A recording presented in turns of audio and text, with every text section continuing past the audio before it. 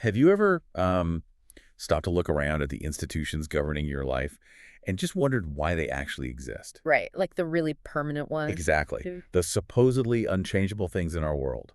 The hierarchies at work, the structures of our government, the financial systems we all just sort of accept as A normal. water we swim in. Yeah. We tend to think that power survives because someone is standing over us with a weapon, enforcing the rules. Which does happen. Right, it happens. But more often than not, power doesn't survive by force. It survives simply by shaping what you and I believe is possible. That is the core of it, yeah? It survives because we literally cannot imagine any other way of organizing our reality. But here's the incredible, almost dangerous thing. Go on. When the limits of our political imagination become that narrow, it only takes a tiny spark to burn the whole illusion down. Sometimes the most radical change in human history can begin with something as small and as seemingly insignificant as a cheap paper pamphlet. It's a profound realization, and it really goes right to the heart of what we do here. Welcome to Crisis in Perception, where our mission is to examine the hidden systems shaping our world. And today's deep dive is going to be, well, it's a massive one. Oh, it is. We are undertaking an incredibly detailed systems-level analysis of a collection of texts that literally changed the course of human history. Common Sense and Other Writings by Thomas Paine. We're looking at an extensive stack of source material today. We are. It encompasses all of his major world-altering works. So that includes Common Sense, The American Crisis, Rights of Man, The Age of Reason, and Agrarian Justice. That's a lot of ground to cover. It is. But we are also pulling heavily from the brilliant biographical and historical framework provided by Joyce Appleby in her notes on these texts. Which is super helpful for context. Yeah. So what exactly is the system we are putting under the microscope today? We are examining the 18th century system of political legitimacy, specifically the architecture of monarchy and inherited authority. To really grasp what Thomas Paine accomplished, you have to place yourself in that historical context. Right. For generations upon generations, the system of monarchy had been completely normalized. Kings and queens didn't rule simply because they commanded massive armies. Though they definitely had those. They did, but they ruled through carefully engineered narratives, deep foundational stories about ancient tradition, about divine authority directly granted by God. And a rigid, preordained social order where everyone had a permanent, unchangeable place. Exactly. Right. And before we really start dismantling those narratives alongside Paine, I want to make a quick note to you, the listener. A very important note. Yeah. We're going to be getting into some heavy, historically controversial territory today. The source material touches heavily on revolutionary politics, intense critiques of the British Crown. Conservative philosophy. Right. And later on, some incredibly sharp, historically shocking arguments against organized religion. Which caused quite a stir. To put it mildly. So I want to explicitly state that our goal on this deep dive is to impartially explore Paine's structural critiques and his historical impact. We are absolutely not here to endorse his political viewpoints or his religious belief. Exactly. We are not taking sides on whether his philosophy was morally right or if his detractors were right. We are simply going to report on the ideas contained in the original texts and analyze them neutrally as systems of human invention. We are acting as mechanics, popping the hood on the 18th century to see how the engine of society actually worked. And how Paine tried to rebuild it. Yes, and to understand how he was able to see the structural flaws in that political architecture, we have to start with the man himself. His background. His lived experience is the absolute key to his unique perspective. So let's set the scene. Imagine it is late November in the year 1774. A ship arrives in the port of Philadelphia. Off walks a 37-year-old immigrant from England. And he has nothing. Nothing. He doesn't have any money. He doesn't have noble title. He doesn't have wealthy connections waiting for him. What he does have is a truly spectacular, almost comprehensive record of failure behind him. This is Thomas Paine. What's fascinating here is how that very record of failure gave him a massive systemic advantage over almost everyone else in the American colonies at the time. How so? Well, to understand Paine, you really have to look closely at the life he lived before he ever set foot in Philadelphia. He was born in England, the son of a Quaker father and an Anglican mother. Right. His father made stays. Stays? Yeah, which were the rigid structural components for women's corsets. Oh, wow. Paine was actually pulled out of school at age 13 and put to work as an apprentice in that trade. Which, just to paint a picture for you listening, was not glamorous work. Making stays meant brutal, repetitive manual labor Working with tough materials like whalebone and heavy fabric. in cramped, poorly lit spaces. Precisely. It was the definition of working-class drudgery. And he hated it. I don't blame him. He actually tried running away to sea to serve on a privateer ship, seeking some kind of adventure or fortune, but he eventually had to return to stay-making. He couldn't escape it. No. He managed to set up his own business for a while, but it didn't last. Then he managed to secure a government position as an excise officer. I want to pause you there because we hear the term excise officer and it just sounds like a boring bureaucratic job. It does. But what did that actually mean in the reality of 18th century England? Why does that matter? It matters immensely because it put him on the front lines of the state's relationship with the common people. An excise officer was basically a tax collector, but specifically focused on domestic goods and imports. Yeah. They were the ones going after merchants, shopkeepers, and the massive underground network of smugglers. That sounds dangerous. It was grueling, unpopular work. You were constantly traveling, constantly inspecting goods, and you were universally despised by the people you were auditing. So he is essentially the face of the government's financial extraction system, and he doesn't even succeed at that. The sources note he was actually discharged from that job in 1765. Fired! Yeah, he goes back to staymaking, tries his hand at teaching for a few months. Which also doesn't pan out. Right, and then somehow gets readmitted to the excise service. He stays there for another 6 years. And during that time, he dips his toe into writing. He writes his very first pamphlet, right? Yes, which was a petition to Parliament arguing that excise officers needed better wages. So he spends months in London trying to distribute it and get members of Parliament to pay attention to it. And it is a complete, total failure. Not only did the petition fail, but by 1774, he is dismissed from the excise service for a second time. Fired again. So look at the ledger of his life at age 37. His business ventures have collapsed. His political petition was ignored. He is separated from his wife. Entirely penniless. The situation is so dire that his personal goods have literally been auctioned off to pay his debts. He is sitting at the absolute bottom of the social and economic hierarchy of Great Britain. Now, let me play devil's advocate for a second. Sure. Usually when someone experiences that level of repeated, crushing failure, they become embittered, they might become a criminal, or they just fade away into the background. Why does this make him a visionary? Yeah, wouldn't his failure just make him biased and angry? Biased, perhaps, but that anger stripped away the illusion of the system. Think about it from a systems perspective. Okay. When you are sitting at the top of the societal system, or even if you are comfortably in the middle class, you tend to rationalize the existence of that system. You look around and think, well, the rules make sense because they are working for me. Exactly. You attribute your success to the natural order of things. But when the system has chewed you up and spat you out repeatedly, despite your hard work, you do not have those psychological blinders on. You are forced to see the structural flaws. You see the arbitrary nature of privilege. Paine had what we can call the outsider advantage. He wasn't constrained by the need to protect his own social standing because he didn't have any standing left to protect. That makes perfect sense. If the system gives you nothing, you owe it no loyalty. Exactly. But he did have one incredibly fortunate, completely life-changing lifeline. Yes, he did. During those months he spent in London trying to hustle his failed petition, he managed to gain entrance into a circle of intellectuals. Which is amazing given his background. It is.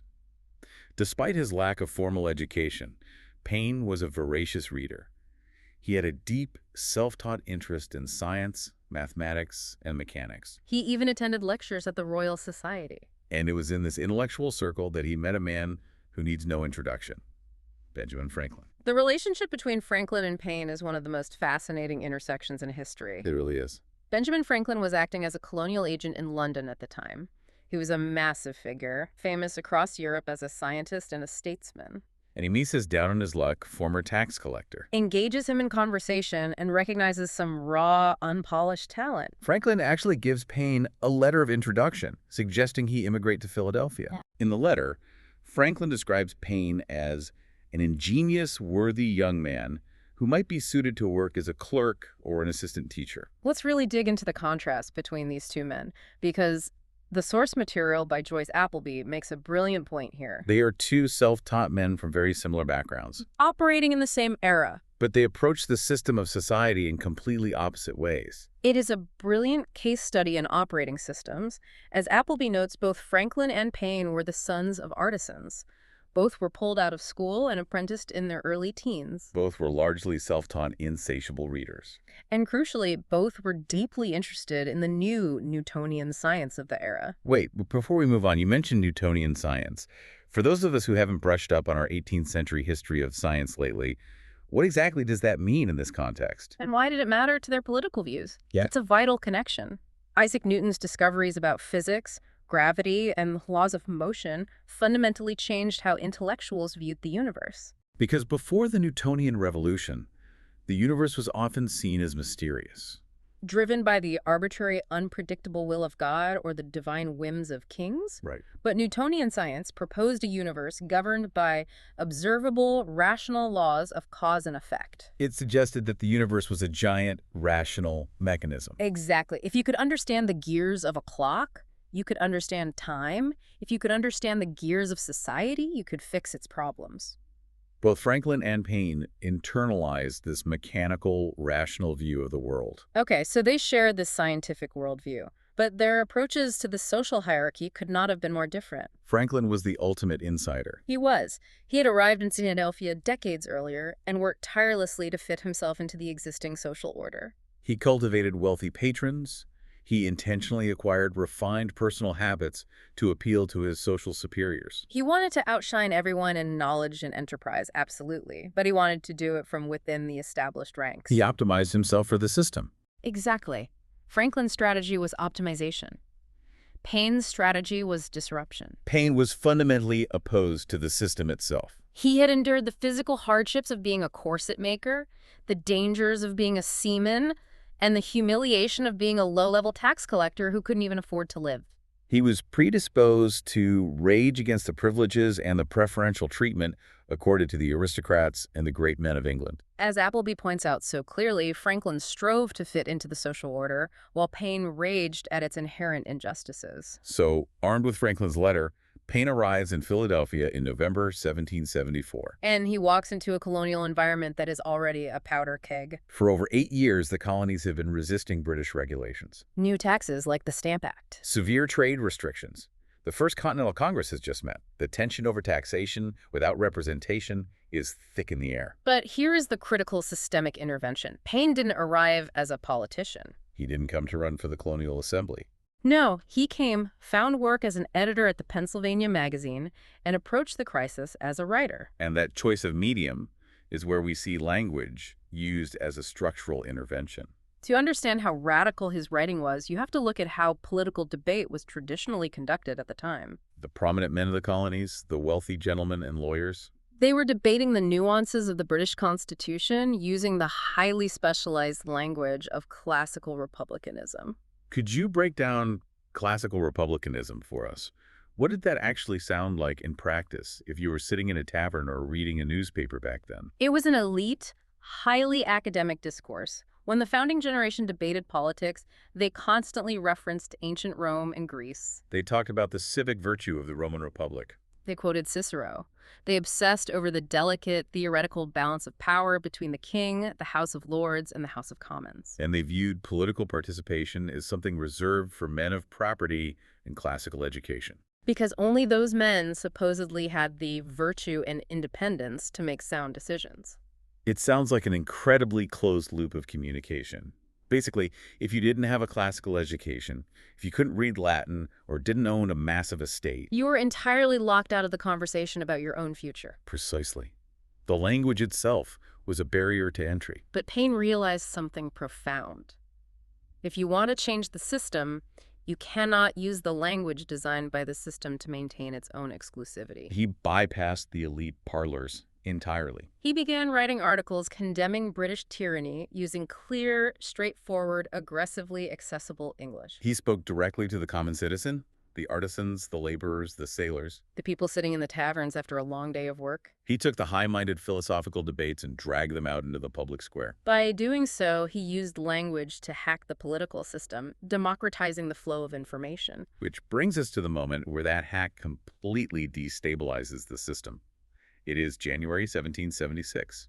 The American Revolution has technically already begun with the bloody battles at Lexington and Concord the previous year. But a huge portion of the colonists are still on the fence. They are fighting to force the king to respect their rights as Englishmen. They are not necessarily fighting for total separation. They still view the king as their rightful sovereign. And then Paine publishes an anonymous 50-page pamphlet titled Common Sense. And in the very first pages of Common Sense, Paine executes a profound systemic shift. He doesn't start by complaining about taxes. He starts by redefining the fundamental baseline of how people understand their reality. He writes, "Some writers have so confounded society with government as to leave little or no distinction between them, whereas they are not only different but have different origins." That quote is the key to everything that follows. He goes on to say, "Society is produced by our wants and government by our wickedness. The former promotes our happiness positively by uniting our affections, the latter negatively by restraining our vices." It is a devastatingly simple but incredibly powerful framing. Think about the implications of separating society from government. For centuries, the prevailing narrative was that kings were anointed by God to impose order on a chaotic, sinful world. The government was seen as a sacred, natural hierarchy that created society. But Paine reverses that entirely. He argues that society, which is the natural, beneficial cooperation of human beings trading, building, and living together, is the natural state. Government is nothing more than a necessary evil. It only exists because human beings aren't perfectly moral and sometimes steal from or harm each other. It is a total demystification.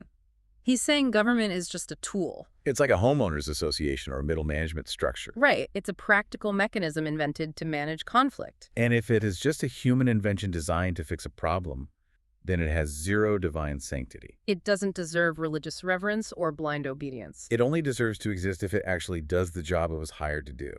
It has to justify its existence through outcomes, not through ancient mystical tradition. That is the exact systemic vulnerability he exploits. Once you establish the premise that government is just a utilitarian machine, the entire mythological edifice of a monarchy begins to crumble. If it's just a mechanism for security, you can evaluate it objectively to see if its gears are turning correctly. And so Paine turns his analytical, almost engineering-like lens on the much-boasted English Constitution. Let's unpack his critique of the English Constitution, because at the time, European intellectuals genuinely thought it was the greatest political system ever devised. It was praised for its balance. You had the king representing the monarchy, the House of Lords representing the aristocracy, and the House of Commons representing the people. Everyone thought this was the ultimate safeguard against tyranny because they all kept each other in check. But Paine systematically takes that supposed balance apart.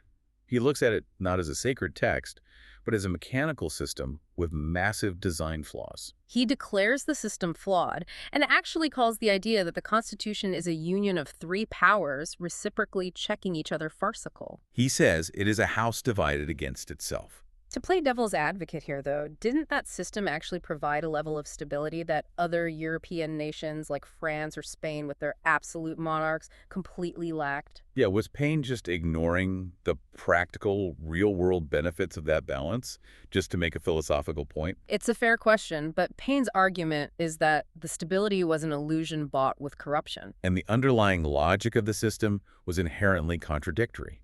He points out a glaring logical paradox. If the House of Commons is supposed to be a check upon the king, it presupposes something incredibly damaging to the myth of the monarchy. It presupposes that the king cannot be trusted. Exactly. He writes that the need for a check implies that a thirst for absolute power is the natural disease of monarchy. If the king is perfectly benevolent and divinely appointed, why would you need to constrain him? You wouldn't. The very existence of the Commons as a check proves that the monarchy is inherently dangerous. That is a brilliant logical trap. And then he goes further, exposing the actual incentive structure operating beneath the surface of this so-called balance. He notes that the crown derives its whole consequence from being the giver of places and pensions. Exactly. In modern terms, he's exposing a system of institutionalized bribery and corruption. The king buys loyalty. The constitutional balance is a fiction because the king can simply use the immense wealth of the state to purchase the compliance of the members of the House of Commons and the Lords. The gears aren't checking each other. They are being greased by the same corrupt money. It's a ruthless teardown. But where he really shines, and where the text gets incredibly memorable for the listener, is his attack on the design flaw of hereditary succession. He doesn't just argue against it intellectually, he mocks it mercilessly. He points out how structurally absurd it is to claim that one single family has the perpetual right to rule over millions of people forever, regardless of their actual abilities. He argues from the standpoint of the natural world. He says, one of the strongest natural proofs of the folly of hereditary right in kings is that nature disapproves it. Otherwise, she would not so frequently turn it into ridicule by giving mankind an ass for a lion. It's almost shocking to hear it put that bluntly. He's taking this institution that people literally believed was ordained by God and reducing it to a joke. And he doesn't stop at jokes. He does a brutal historical fact check on the origins of the British monarchy. At the time, kings claimed their bloodlines were sacred and ancient. Paine traces it back to the year 1066. Yes, the Norman conquest. Paine writes that William the Conqueror was nothing more than a French bastard landing with an armed banditti and establishing himself king of England against the consent of the natives. He strips away all the pomp, the crowns, the velvet robes, and calls it exactly what it was in his view: a violent usurpation and theft by a foreign warlord. The entire foundation of the British monarchy wasn't divine right. It was a successful mugging. It is wild how he reframes the historical narrative. Yeah. And you can see why this resonated so deeply with the colonists. But he also attacks the psychology of the system. He does. He attacks the awe and reverence that sustains the system. He calls hereditary succession a burlesque and a system of mental leveling. He points out the terrifying structural irrationality of it. It indiscriminately admits every species of character to the same authority. It puts children over men and the conceits of non-age over wisdom and experience. You are leaving the fate of millions of lives, the economy, war, and peace entirely to the genetic lottery. The system operates through passions and accidents rather than competence. Imagine leaving the management of a massive modern corporation or a nuclear power plant to a toddler just because of who their parents were. When you put it in those terms, the spell breaks. And the real-world outcome of this pamphlet was staggering. We are talking about massive, unprecedented ideological disruption. Common Sense was an instant bestseller. More than 150,000 copies were printed in a colonial population of maybe 2.5 million people. It spread like wildfire through taverns, reading clubs, and town squares. It created a genuine crisis in perception.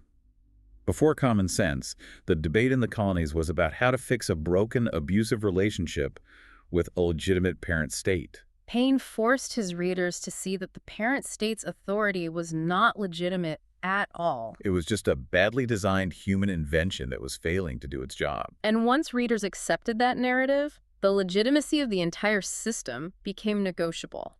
John Adams, who later had a very complicated, often bitter relationship with Paine because Adams was much more conservative. He stated the reality plainly.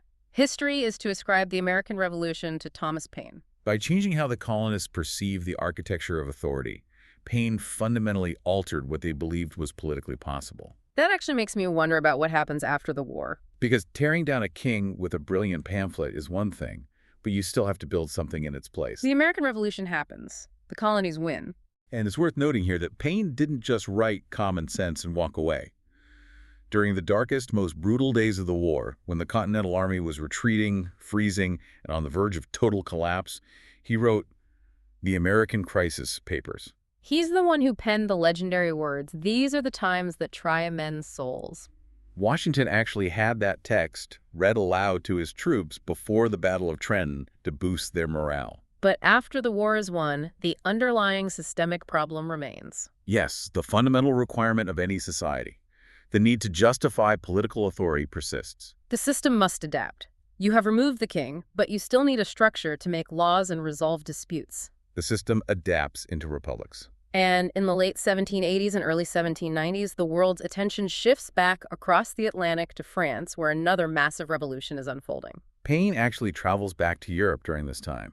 And in a detail I find fascinating, he brings with him a model of an iron bridge he designed. He was a man of science and engineering as well as politics. And while he is there, the French Revolution breaks out. The French monarchy is overthrown. And this completely terrifies the established aristocratic powers back in Great Britain.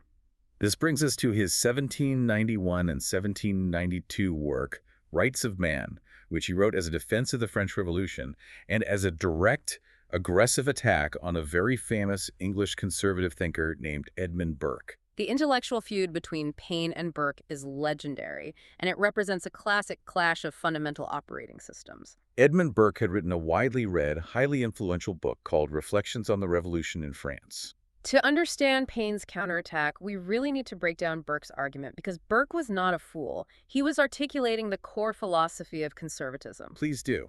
Put us in Burke's shoes for a moment. What was his actual argument against the French Revolution?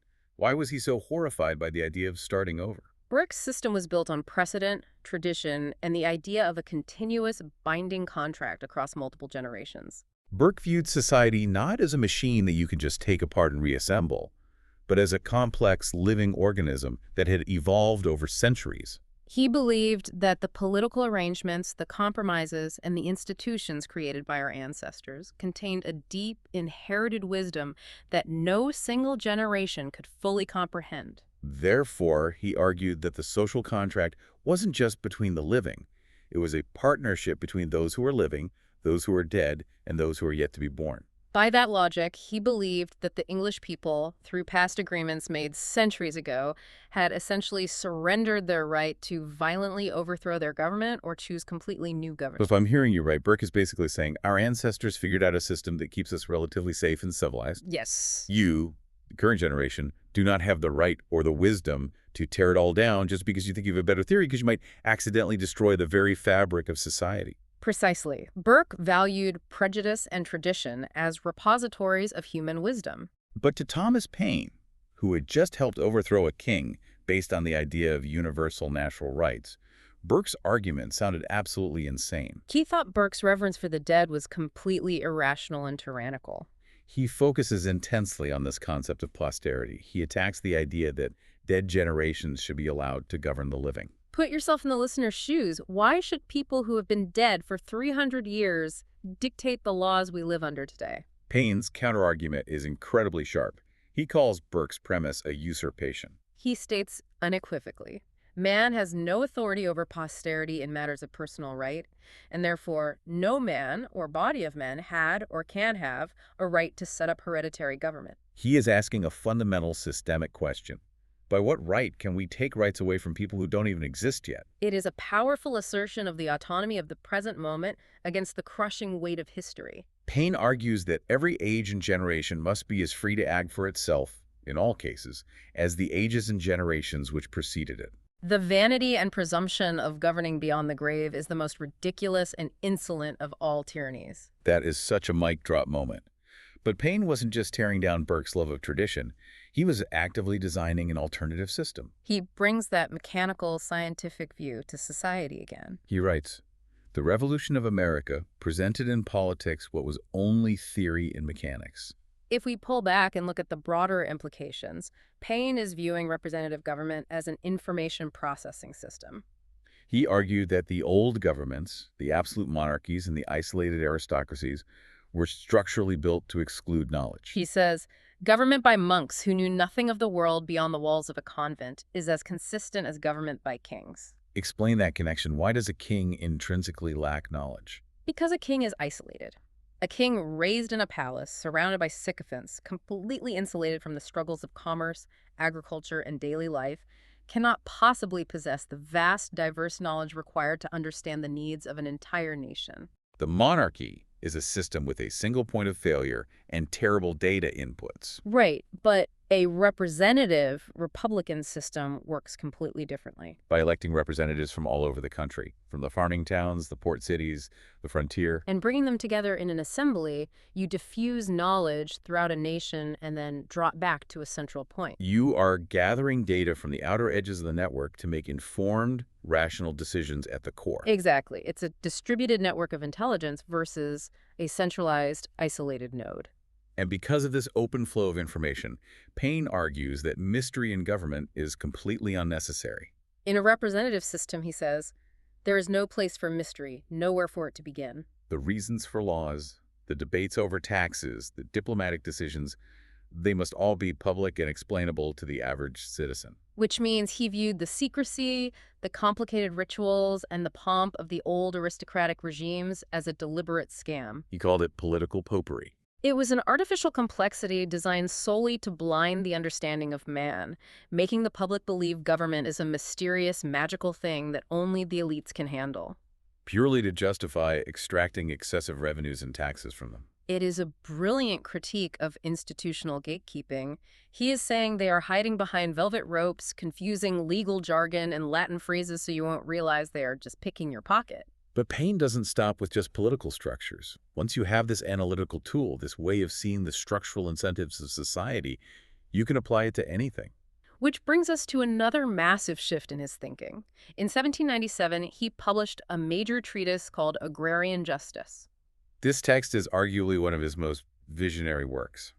In Agrarian Justice, he takes a systems lens and applies it to the concept of private property and economics. And he starts with a very bold foundational premise, that in its natural original state, before the invention of agriculture and laws, the physical earth was the common property of the human race. He paints a really stark, almost depressing picture of what civilization and the unequal distribution of property have done to that common inheritance. He contrasts the immense wealth of modern European society with the absolute grinding poverty it generates in the streets of cities like London and Paris. He uses this haunting imagery, saying, "The contrast of affluence and wretchedness continually meeting and offending the eye is like dead and living bodies chained together." Now, it is crucial to clarify here that Paine was absolutely not advocating for state socialism or the abolition of private property. He wasn't a Marxist before Marx. He strongly believed in economic freedom, commerce, and limited government intervention. He fully acknowledged that when people cultivate land, when they build farms, invent machines, and improve the soil, they create immense value and wealth that simply didn't exist in the natural state. He believed they have an absolute right to the value of their labor and their improvements. So he respects the hustle, he respects the creation of wealth. But there is a massive but here in his logic.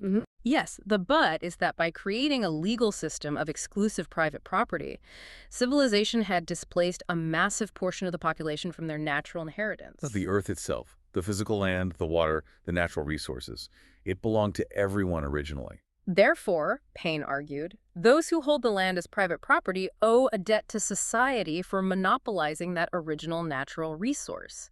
He called this compensation a ground rent. And he didn't just write this as some vague utopian philosophical idea. He proposed a highly specific, mathematically calculated policy innovation. He proposed that this ground rent should be collected from inherited estates and put into a national fund. And from this fund, every single person, regardless of whether they were born rich or poor, would receive a lump sum payment of £15 sterling when they turned 21 years old. To, in his words, enable him or her to begin the world. He also proposed using that exact same fund to create a social insurance system, a pension of £10 a year for everyone over the age of 50. As well as stipends for the blind and disabled to protect the vulnerable from extreme poverty.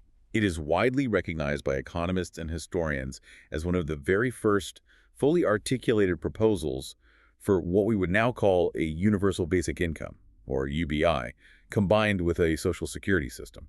Let's bring this into a modern context for the listener, because we hear debates about UBI today, or things like the Alaska Permanent Fund, where residents get a dividend from oil revenues. Why did he propose this back in the 1790s? What does this mean from a pure systems design perspective? Paine was attempting to engineer an economic system where the interests of every individual naturally converged with the stability of the nation. Think about the feedback loops in a society. If a large segment of the population is completely disinherited, starving, and impoverished by the system of property, they have absolutely no incentive to support that system. In fact, they have every incentive to disrupt it, to riot, to revolt. Because the system offers them nothing but misery. Exactly. By ensuring that every single person received a literal financial stake in the wealth of society upon reaching adulthood, he was designing a feedback loop for social cohesion. It was a mechanism to eradicate the worst extremes of poverty, which he viewed as an artificial creation of civilization, without destroying the incentives for individual industry, innovation, and improvement. He was trying to harmonize the natural right to the earth with the civil right to property. He was trying to hack the economic system to make it structurally fair, just as he had successfully hacked the political system with common sense. But the problem with being a systems hacker, especially one as relentless as Paine, is that eventually you might target a foundational system that people are simply not ready to question. You push the boundaries of perception too far. And that leads us to the final, most controversial chapter of his intellectual life, the ultimate system disruption and the cost of radicalism. This takes us into perhaps the darkest, most terrifying, and turbulent period of Paine's life. He had been living in France, deeply and enthusiastically involved in their revolution. He was so respected that he was even made an honorary citizen and elected as a delegate to the French National Convention. But the French Revolution took a violent, increasingly authoritarian turn during the Reign of Terror under Maximilien Robespierre. The factions turned on each other. And Paine, who actually opposed the execution of the deposed French King Louis XVI. Arguing that they should banish him to America instead of killing him. Right. Because of that, he fell out of favor with the radical Jacobins in power. Because he argued for clemency for the king, and because he was associated with a rival political faction, he was declared an enemy of France. In late 1793, he was arrested in the middle of the night. He is thrown into the Luxembourg prison in Paris, living under the daily, agonizing threat of the guillotine. He spent 10 months locked up watching his friends and colleagues being taken out to be executed. And right before he was arrested, and then during his recuperation after finally being released. Which only happened thanks to the intervention of the new American minister to France, James Monroe. He writes a book called The Age of Reason. And the Age of Reason is where he crosses a line that he could never uncross. What is the core systemic critique of this book? The core critique is that Paine took the exact same structural analysis, the exact same ruthless logic and demand for evidence that he had used to dismantle the legitimacy of the British monarchy, and he applied it directly to organized religion. He looked at national church institutions, particularly the intersection of church and state, and concluded they were fundamentally no different from royal courts. He described them as human inventions set up to terrify and enslave mankind and monopolize power and profit. He basically points out that the emperor has no clothes, but this time the emperor is the church. He makes this famous, incredibly defiant declaration in the text. My own mind is my own church. His critique of the concept of revelation is particularly structural and fascinating. He argued that if God reveals something to a specific person, say Moses or Paul, that is a genuine revelation to that person alone. But the moment that person tells someone else about it, it ceases to be a revelation. To the second person and to everyone else in history thereafter, it is simply hearsay. Wow. Could you break down that distinction a little more? Why is calling it hearsay so dangerous to the institution? Because in a rational Newtonian worldview, you don't base the laws of physics on hearsay. Paine argued that no one is under any moral or logical obligation to believe hearsay, especially if the stories contain contradictions or demand unquestioning obedience. Therefore, building massive, coercive political and social institutions based on ancient, untestable accounts of revelation is structurally unsound. He viewed the Bible not as the literal word of God, but as a historical document written by men full of human errors, political agendas, and myth. Just as a quick note here, to maintain our impartiality and accurately report the source text, we have to remind you listening that Paine was not an atheist. He didn't write this to say God doesn't exist. He considered himself a deist. That is a crucial distinction. Deism was a popular philosophy among Enlightenment thinkers. He firmly believed in a creator. But he believed that the intricate design, the mathematical perfection of the natural universe, The orbit of the planets, the laws of physics. that was the only true, unalterable proof of God. The creation itself was the only Bible needed. What he was fiercely rejecting were the literal, institutionalized interpretations of religious texts, which he felt were used by political elites to repel reform, justify inequality, and keep credulous people in fear. But if we connect this to the bigger picture of his life, we see the profound, devastating consequence of expanding a critique too far. Think about the systemic dynamics at play here. When Paine used his analytical tools to undermine King George III, he was celebrated as a hero by colonial leaders, wealthy merchants, and farmers who wanted independence. His structural critiques served their immediate political goals. They built statues of him in their minds. But when he turned that exact same analytical tool against the Bible and religious institutions, that was a completely different story. Why did the founders turn on him so viciously? Weren't many of them deists, too, privately? Some were, yes. But you have to look at the utility of systems. Many of the very same political founders who enthusiastically used his arguments against the crown saw organized religion as an absolute necessity for moral stability and social order in the fragile new republic. They believed that without the moral framework provided by the church, the masses would descend into anarchy. When Paine publicly attacked the church with the same populist, accessible language he used to attack the king, he was threatening one of the foundational stabilizing systems of the society they were trying to build. He wasn't just hacking a corrupt political interface anymore. To use a modern analogy, he was attacking the motherboard. And the fallout was absolute devastation for his reputation and his personal life. He was utterly vilified. As Joyce Appleby's historical notes highlight, his ideological opponents stooped to incredibly vicious slander. Hostile, highly fabricated biographies were written, like the notorious one by James Cheatham, to completely discredit his character, painting him as a filthy, raging drunkard. He eventually returned to America years later, but he was alienated from the very political allies he had helped bring to power. He was attacked in the press, abandoned by old friends, denied the right to vote in local elections, and died in 1809 in relative obscurity. Only a handful of people attended his funeral. It provides a fascinating, if incredibly tragic, systemic lesson about the limits of human perception and the danger of radical reform. A writer or thinker can successfully destabilize the narratives that sustain oppressive political power. But if a critique expands too broadly, if it begins to attack the deep, foundational, stabilizing systems of a society, Systems that people rely on for deep personal meaning, existential comfort, and daily order, not just governance. it disrupts the alliances that made the initial revolutionary change possible. The very society you helped create will violently expel you for threatening its new equilibrium. It's an incredible paradox. He gave them the intellectual tools to build a new, freer world. And when he tried to use those exact same tools on the next floor up, they threw him out the window. So as we wrap up this massive exploration, what does this all mean for you listening today? What is the core takeaway of this deep dive into Thomas Paine? The crisis we've been talking about lies in how societies perceive authority. When political or social legitimacy is treated as something natural, something sacred, or just the way things have always been, the actual design of those institutions disappears from our view. We stop seeing the gears turning. We stop asking who built the machine and who it benefits. We accept the power exercised over us as inevitable, like the weather. What Thomas Paine did was force his readers to see that authority is highly engineered. It doesn't just happen. It is actively built.